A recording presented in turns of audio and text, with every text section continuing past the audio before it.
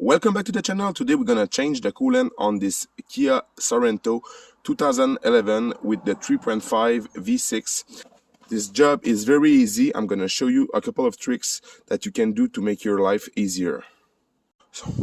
So in the owner manual, they said that the coolant for the 3.5 with the automatic transmission holds up 8.6 liter of coolant, and the mixture is ethylene glycol base. So you really want to make sure that the coolant that you're gonna put it on your engine is the right one.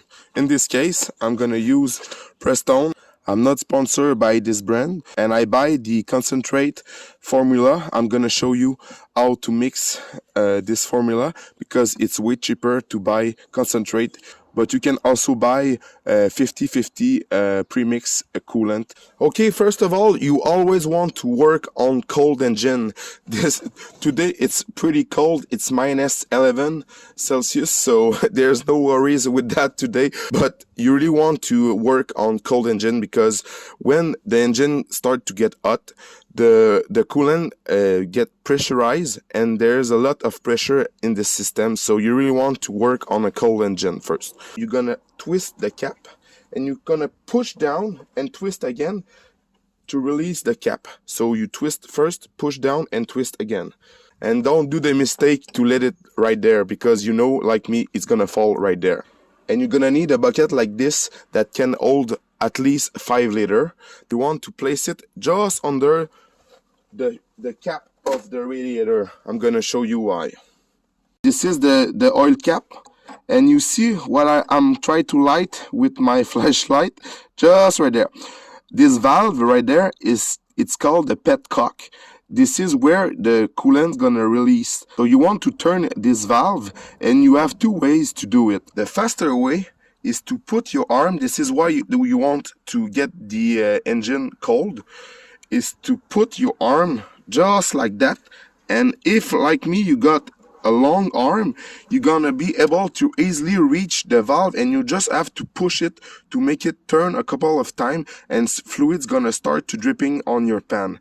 I'm gonna show you under what it's look like. So now I'm right under the passenger light at the front, and you see this hole right there. This is where the coolant's gonna start to drip. And if you cannot reach the valve, you just have to remove this plastic cover. There is a couple of plastic screw right there along the bumper, and you got a couple of 10 millimeters right there. You just have to remove that, and you're gonna see the peacock. And for the bolt, there's 12 millimeter socket that you're gonna need, and there's 8 of them to remove. So I remove the plastic for you. I'm gonna try to show you with my cell phone. And coolant gonna exit by this hole right there. So if you cannot reach by the top, you can always remove the plastic that I removed just to show you. But it's very easy to do without removing the plastic.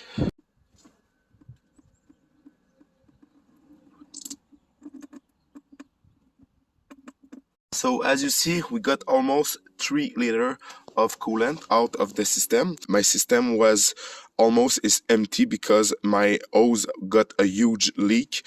So this is why I got just 3 liter, but you should be close to 4 liter. Okay, now make sure that you close the petcock. I'm gonna make a full video about coolant. So what I do, I take a clear gallon like this, and I measure 2 liter of water. I make a mark, and I add 2 more liter of water, and I make a mark. So now I'm gonna know that there to there I'm gonna have 2 liter of coolant for 2 liter of water. So we're gonna have the perfect 50-50 mix that we want to provide a good efficiency against the freezing.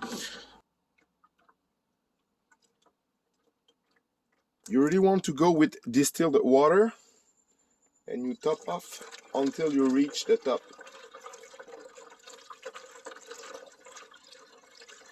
So now what you're gonna do, you can take a regular funnel like this, and fill it with coolant, but you're gonna make a mess at the end. You're gonna see why. So you can buy those cheap funnel for coolant on Amazon. I think it's around 25 bucks. So it fit perfectly to the radiator. And again, I'm so sorry for my English. And now what I'm gonna do, I'm gonna just fold back the system. So you're gonna see it burp like this. It's nice with this system, they give you this little bracket that you can close the system. When you're gonna remove the funnel, you're not gonna have a big mess because your funnel is full of coolant. So now it's time to start the car.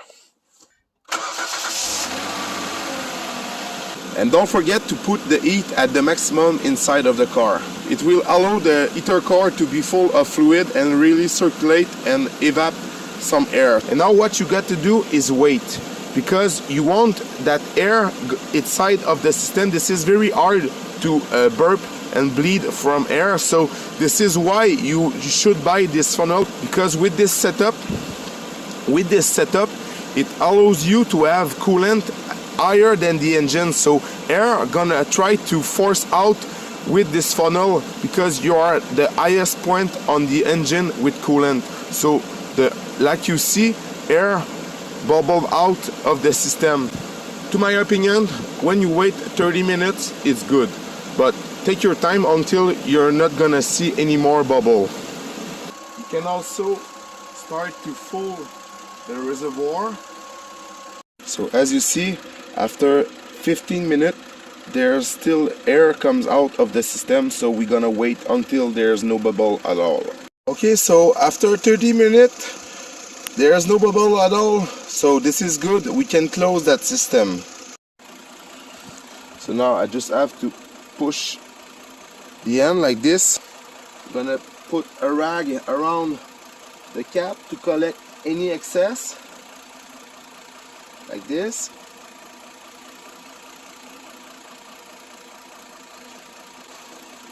Now I'm gonna remove the little tube like this,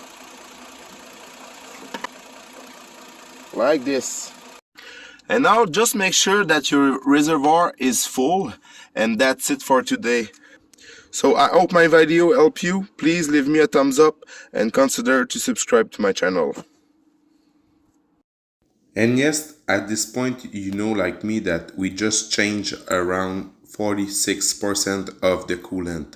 But if you change your coolant every 2 years, you're not gonna have problems. So you just can do the procedure once. But if you really want to do an update on your cooling system, you can do the procedure twice. So you're gonna have somewhere around 69% of the coolant replaced. So this is not perfect, but this is the way it is. So just do your maintenance every 2 years and don't worry with that, it's gonna be fine.